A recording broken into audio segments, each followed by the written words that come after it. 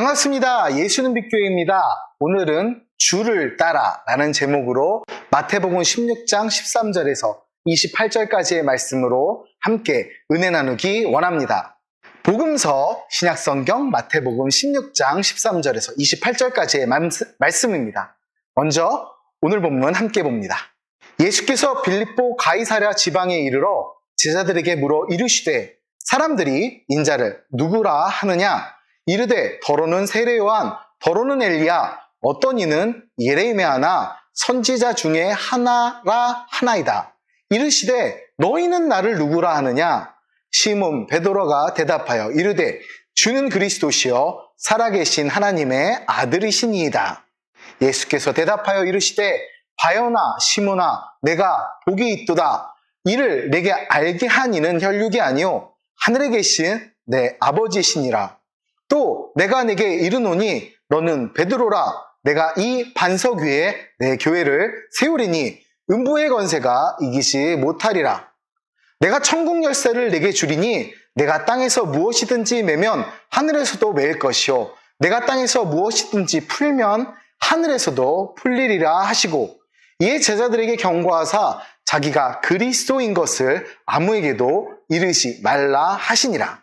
이때로부터 예수 그리스도께서 자기가 예루살렘에 올라가 장로들과 대제사장들과 서기관들에게 많은 고난을 받고 죽임을 당하고 제3일에 살아나야 할 것을 제자들에게 비로소 나타내시니 베드로가 예수를 붙들고 항변하여 이르되 주여 그리 마옵소서 이 일이 결코 주께 미치지 아니하리이다. 예수께서 돌이키시며 베드로에게 이르시되 사탄아 내 뒤로 물러가라. 너는 나를 넘어지게 하는 자로다. 내가 하나님의 일을 생각하지 아니하고 도리어 사람의 일을 생각하는도다 하시고 이에 예수께서 제자들에게 이르시되 누구든지 나를 따라오거든 자기를 부인하고 자기 십자가를 지고 나를 따를 것이니라. 누구든지 제 목숨을 구원하고자 하면 잃을 것이요 누구든지 나를 위하여 제 목숨을 잃으면 찾으리라. 사람이 만일 온 천하를 얻고도 제 목숨을 잃으면 무엇이 유익하리요? 사람이 무엇을 주고 제 목숨과 바꾸겠느냐? 인자가 아버지의 영광으로 그 천사들과 함께 오리니 그때 각 사람이 행한 대로 갚으리라. 진실로 너희에게 이르노니 여기 서 있는 사람 중에 죽기 전에 인자가 그 왕권을 가지고 오는 것을 볼 자들도 있느니라. 아멘. 본문 마태복음 16장은 마태복음에서 매우 중요한 전환부입니다. 주후 29년 초부터 예수님의 예루살렘 입성 전까지 있었던 사건과 그 어간에 주어진 예수님의 말씀을 중심으로 하여 기록되었죠. 그래서 왕이신 예수님과 세상 사이에 고조되는 대립을 보여주는 16장에서 20장까지의 바로 시작이 오늘 본문입니다. 16장 13절부터는 예수님께서 제자들에게 바리새인과 사두개인들의 교훈을 경계하신 사실을 기록하고 있는 앞선 16장 5절에서 12절에 이어 우리에게도 잘 알려진, 너무나 잘 알려진 베드로의 신앙 고백을 기록하고 있습니다. 즉, 베드로는 너희는 나를 누구라 하느냐는 예수님의 질문에 대하여 주는 그리스도시요 살아계신 하나님의 아들이시라고 고백함으로써 예수님의 하나님 되심 그리고 구원자 되심을 드러냅니다. 자, 예수님이 많은 표적을 보이셨음에도 불구하고 그 백성은 이를 깨닫지 못한 상황에서 예수님은 십자가를 향해 첫걸음을 떼시며 제자들에게 그 길을 따르라고 말씀하십니다. 오늘 본문으로 더 깊이 들어가 보겠습니다.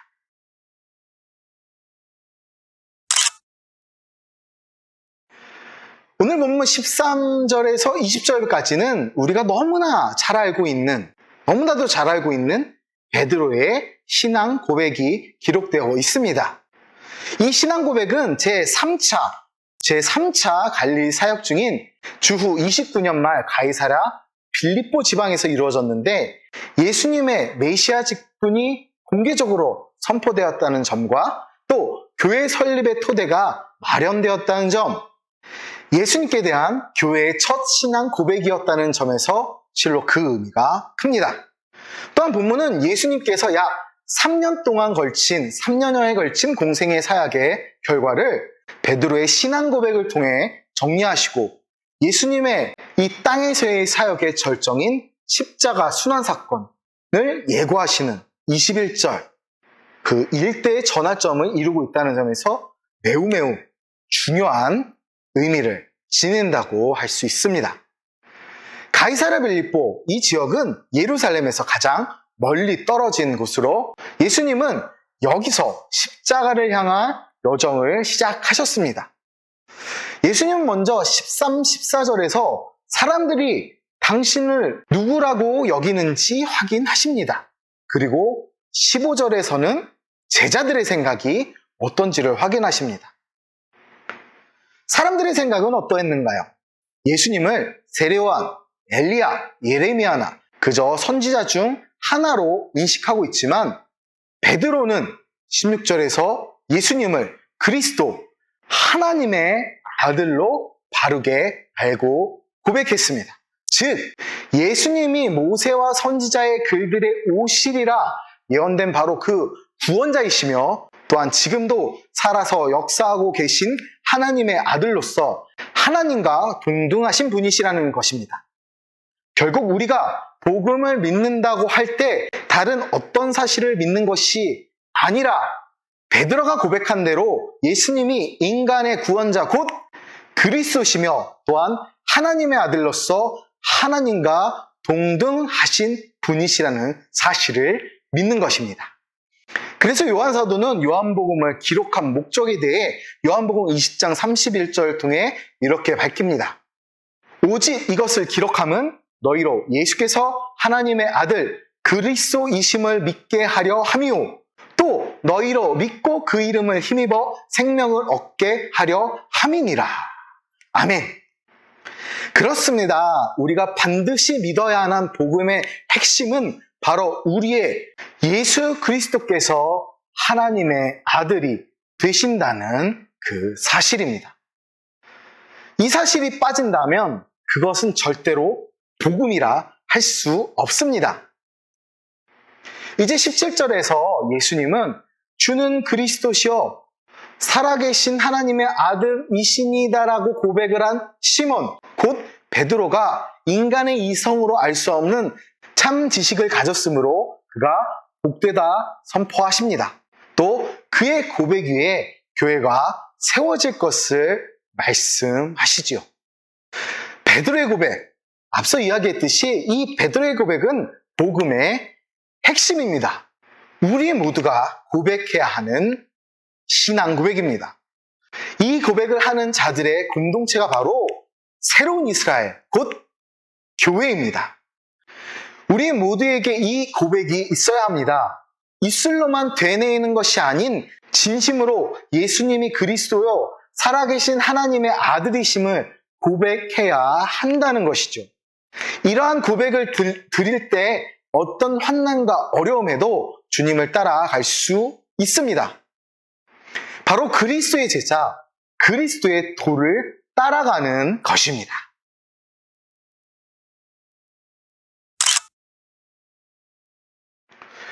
이제 예수님이 드디어 십자가에 대해 21절에 가르치십니다. 예수님의 대관식, 왕이심을 선포하는 것은 정치, 종교, 학문의 권세자들에 의해 죽임을 당하시고 다시 살아나심으로 이루어질 것입니다. 그런데 이 말씀에 대한 베드로의 반응은 그가 앞서 선언한 신앙 고백의 진정한 의미를 알지 못했음을 보여주는 안타까운 반응입니다. 베드로는 예수님을 붙들고 항변했는데 이때 이야기하는 동사는 본래 꾸짖다라는 뜻을 갖고 있습니다. 특히 한글 성경에서는 상략되었지만 22절에서 베드로의 항변은 앞서 신앙 고백을 했던 바로 그 제자의 항변이라는 의미의 정관사가 붙습니다. 바로 그 제자 베드로가 항변하였다는 것이죠. 그리고 그 깊은 뜻, 그 원래의 뜻대로 다그쳤다는 얘기예요. 그 고백을 한 제자가 예수님의 십자가 사역을 부정하며 심지어 주님이라 했던 예수님을 꾸짖듯 다그친 것입니다. 그러면서도 예수님을 주라 고백합니다. 아이러니하게도 예수님의 주되심을 인정하면서도 그분의 말씀에 반대하며 그분을 꾸짖는 모순된 모습이 지금 베드로의 모습입니다. 어쩌면 그의 주님이라는 고백이 이 땅의 모든 죄악을 담당하시는 예수님을 향한 주님이 아닌 다른 의미의 주님이었을지도 모릅니다. 누가 큰지를 논하던 제자들의 모습, 어쩌면 아직까지도, 아니 분명 아직까지도 베드로에게도 남아 있었겠죠.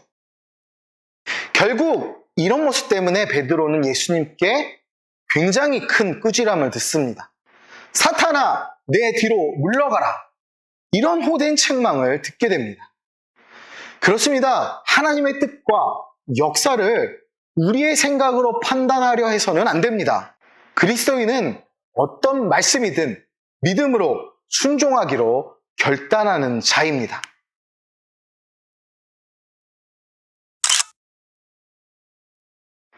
자, 예수님을 따르는 길은 편안한 산책길이 아닙니다.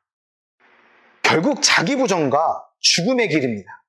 특히 본문에서 누구든지라는 말이 반복됩니다.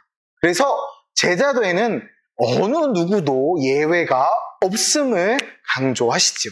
또한 부인하다라는 말에는 거절하다는 의미로 히브리서 11장 24절에서도 사용된 단어입니다. 자기를 거절하는 것, 곧 자신의 마음의 보좌에서 내려오는 것이지요. 그리고 자기 십자가를 지고 따르라는 말씀은 사실 전쟁에서 패한 반란군 대장이 십자가를 지고 처형장으로 끌려가고 그 뒤를 이어 부하들 역시 십자가를 지고 처형장으로 끌려가는 그 모습, 줄지어 따라가는 모습을 표현하는 것입니다.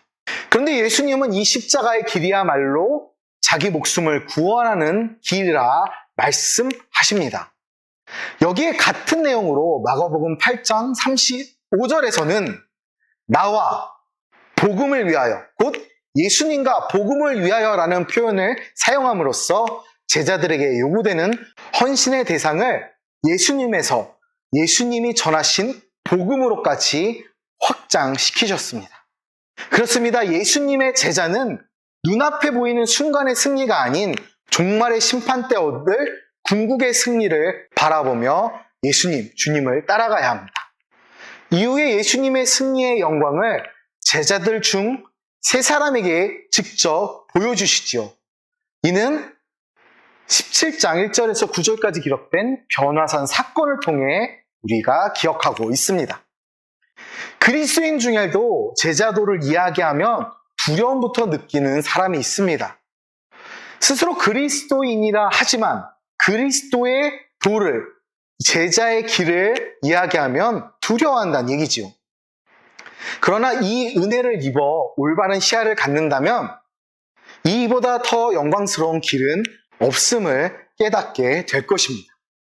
예수님이 가장 잔혹한 십자가를 가장 영광된 구원의 상징으로서 우리에게 보여주셨던 것 같이 말입니다.